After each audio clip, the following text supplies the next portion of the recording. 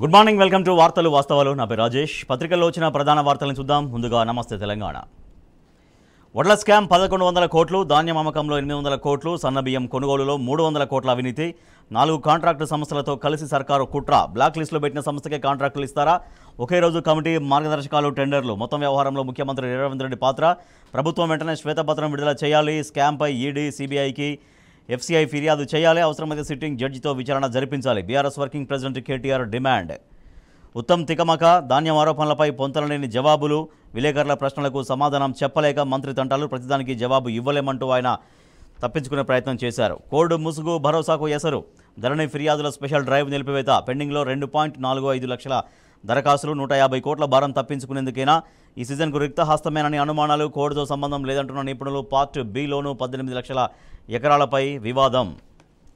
పట్టభద్రుల MLC polling నేడు వరంగల్, నల్గొండ, ఖమ్మం జిల్లాలో ఉప ఎన్నిక ఉదయం 8 గంటల నుంచి సాయంత్రం 4 గంటల దాకా పోలింగ్ ఉండబోతోంది. 52 మంది అభ్యర్థులు, 4.63 లక్షల మంది ఓటర్లు.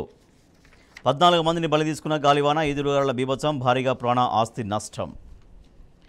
నీటి మత్తడులు నాడు, ఇసుక మేటలు నేడు అనే ఒక వార్త, కంపారిటివ్ వార్త మనం చూస్తున్నాం. మహబూబ్నగర్ జిల్లా చిన్న చింతకుంట మండలం అల్లీపూర్ గ్రామ శివార్లోని ఊక్క చెట్టు వాగుపైన 2019లో 5.12 కోట్లతో నిర్మించినటువంటి చెక్ డ్యామ్ నీటితో కలకల్లాడింది నాడు. కానీ అదే చెక్ డ్యామ్ ఇవాళ నీళ్లు లేక వెలవెలబోతోంది. రైతుల ధర్నాతో దిగి వచ్చిన సర్కార్, ఎట్టకెలకు కొనుగోలు ప్రారంభం, రైసు మిల్లు వద్ద రైతులకు భోజనం ఏర్పాటు, నమస్తే తెలంగాణ కథనానికి స్పందన. నాకు వార్త వచ్చుక తెలంగాణ ఖనిజం ఆంధ్రాకు తరలి వెళ్తోంది. మానుకోటలో ఆగని బైరటీస్ అక్రమ రవాణా, అర్ధరాత్రి తరలిస్తున్న అక్రమార్కులు పట్టించుకొని ప్రభుత్వ యంత్రాంగం. స్కూల్ యూనిఫారాలు అందేనా?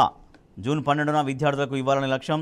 జిల్లాలకు చేరిన 90 లక్షల మీటర్ల వస్త్రం, 30,000 SHGలకు కుట్టించే బాధ్యత, జతకు 50గా కుట్టుగూలి నిర్ణయించడంతో ఆసక్తి చూపని దర్జీలు, మహిళా సంఘాలు. మళ్ళీ కోతలంటూ ఆంధ్రజ్యోతిలో ఒక వార్త మనం చూస్తున్నాం. రాష్ట్రంలో పెరిగిపోతున్న సిజేరియన్లు, ప్రైవేట్ ఆసుపత్రుల్లో 75% ప్రసవాలు అవే, సర్కారు దవాఖానాల్లో 46.6%.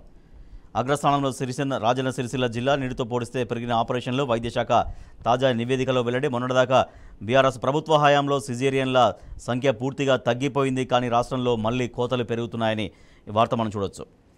Telangana today, Congress involved in ₹1,100 crores rice scams, probe paddy says fine rice purchases says KTR, 7 newborns die in Delhi blaze, hospital operating illegally with expired licence, owner held అని వార్త కూడా చూడొచ్చు.